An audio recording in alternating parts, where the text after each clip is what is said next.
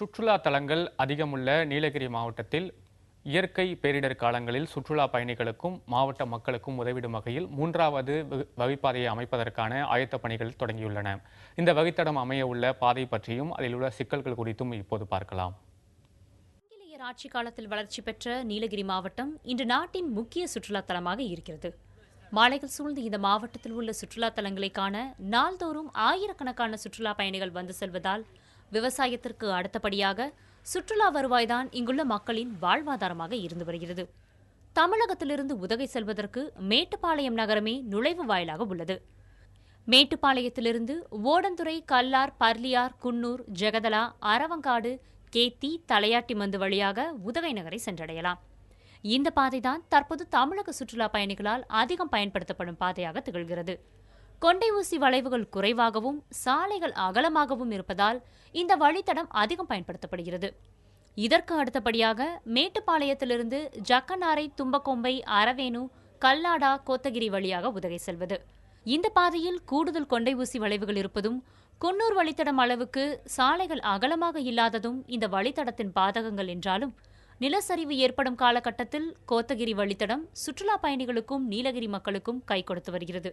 இந்த நிலையில் கோவையிலிருந்து மேட்டுப்பாளையம் செல்லும் வழியில் உள்ள காரமடையிலிருந்து மருதூர், வெள்ளியங்காடு, அத்திக்கடவு, முள்ளி, கெத்தை, மஞ்சூர், குந்தா, கைகாட்டி, காத்தாடி மட்டம், லவ்டேல் வழியாக உதகை சென்றடையும் குறுகிய வழிப்பாதையை அகலப்படுத்தி 3வது வழித்தடமாக உருமாற்ற நெடுஞ்சாலைத்துறை திட்டமிட்டுள்ளது. பாதுகாக்கப்பட்ட வனப்பகுதிகள் வழியாக அமைய உள்ள இந்த பாதைக்கு வனத்துறையும் அனுமதி வழங்கிவிட்டதால் சாலையை அகலப்படுத்தும் பணிகளுக்கான அளவீட்டு பணி நடந்து வருகிறது. நீலகிரி மாவட்டத்தில் பேரிடர் காலங்களில் மக்களுக்கு பெரிதும் பயன்படும் என்று நம்பப்படும் காரமடை, குந்தா, உதகை வழித்தடத்திற்கு வனத்துறை அனுமதி வழங்கியதற்கு சுற்றுச்சூழல் மற்றும் வன உயிரின ஆர்வலர்கள் கடும் எதிர்ப்பு தெரிவித்துள்ளனர். அதே நேரத்தில் வழித்தடத்தில் உள்ள கிராமத்தினர் இந்த திட்டத்திற்கு வரவேற்பு தெரிவித்துள்ளனர். காரமடையிலிருந்து குந்தா வழியாக உதகை செல்வதற்காக உள்ள சாலை மிகவும் குறுகிய சாலையாகும். இதில் வெள்ளியங்காடு முதல் குந்தா வரை உள்ள அடர்ந்த வனப்பகுதி பாதுகாக்கப்பட்ட வனப்பகுதியாகும். தமிழகம் கேரள எல்லையில் அமைந்துள்ள இந்த வனப்பகுதியிலிருந்துதான் பில்லூர் அணையும் அதிலிருந்து வெளியேறும் தண்ணீர் பவானி நதியாகவும் உருவெடுக்கிறது. யானைகள் வழித்தடமாக இருந்து வரும் இந்த பகுதியில் உள்ள சாலையை அகலப்படுத்தி போக்குவரத்தை மேம்படுத்தினால் யானைகளின் வாழ்க்கை முறை பாதிக்கப்படும் என இயற்கை ஆர்வலர்கள் எச்சரிக்கின்றனர்.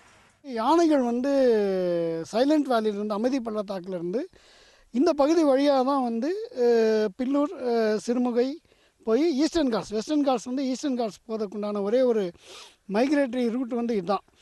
இன்னொன்று, காட்டு விலங்குகள் அதிகமாக இருக்கக்கூடிய பகுதியில் சுற்றுலாவை மேம்படுத்தினா இன்னும் ஏற்கனவே நமக்கு நிறைய மேன் அனிமல் கான்ஃப்ளிக்ட் நிறையா இருக்குது.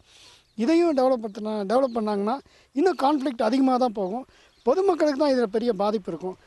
பொதுப்பணித்துறை, மின்சார வாரியம் மற்றும் வனத்துறையின் கட்டுப்பாட்டில் உள்ள 3வது வழித்தடத்தில் ஏராளமான கொண்டை ஊசி வளைவுகள் உள்ளன. குறிப்பாக மஞ்சூர் முதல் கெத்தை வரை உள்ள 16 கிலோமீட்டர் தூரத்தில் 40ற்கும் அதிகமான கொண்டை ஊசி வளைவுகள் இருக்கின்றன. இவற்றை அகலப்படுத்த முடியாது என கூறப்படுவதால் 3வது வழி பாதையில் விபத்துகள் அதிகம் ஏற்பட வாய்ப்பிருப்பதாகவும் சமூக ஆர்வலர்கள் கூறுகின்றனர். மருதூர், வெள்ளியங்காடு இதெல்லாம் வளர்ச்சி பெறுன்னு சொல்கிறாங்க. ஆனால் இது எந்த அளவுக்கு வளர்ச்சி பெறுன்னு தெரில. இந்த வழித்தடத்தில் பார்த்திங்கன்னா யானை நடமாட்டம் அதிகம் உள்ள பகுதி, வனவிலங்கு நிறையா இந்த இடத்துல சுதந்திரமாக சுற்றிட்டு இருக்க பகுதி. இந்த இடத்துல இயற்கை ரொம்ப பாதுகாக்கப்பட்ட பகுதியாக தான் இது வரைக்கும் இருந்திருக்கு. ஆனால் வனத்துறை எந்த அளவுக்கு இப்படி அனுமதி கொடுத்தாங்கன்னு தெரியல. இந்த இடத்துல ஏர்பின் பெண்டெல்லாம் நிறைய இருக்குது. கோவையிலிருந்து உதகைக்கு 3வது வழித்தடத்தை ஏற்படுத்துவதற்கு பதிலாக சுற்றுலா பயணிகள் மற்றும் மக்களால் அதிகம் பயன்படுத்தப்படும் மற்ற 2 வழித்தடங்களையும் மேம்படுத்த வேண்டும் எனவும் வன உயிரின ஆர்வலர்கள் வலியுறுத்துகின்றனர். இப்போ இந்த 2 சாலைகள்லையும் பார்த்தீங்கன்னா சீசன் டைமில் மட்டும்தான் உங்களுக்கு அதிகபட்சமான டூரிஸ்ட்டுகள் செல்லும் பாதையாக இது இருக்கிறது.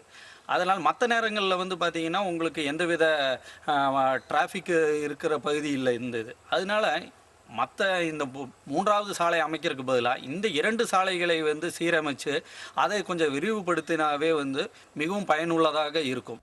3வது வழித்தடத்திற்கு வன உயிரின மற்றும் சமூக ஆர்வலர்கள் எதிர்ப்பு தெரிவிக்கும் அதே வேளையில் காரமடை, மருதூர், தாயனூர், தோலம்பாளையம் பகுதிகளை சேர்ந்த மக்கள் இதற்கு ஆதரவு தெரிவித்துள்ளனர். 3வது வழித்தடம் அமைந்தால் தங்கள் பகுதிகள் வளர்ச்சி அடைவதுடன் சுற்றுலாவும் மேம்படும் என கூறுகின்றனர்.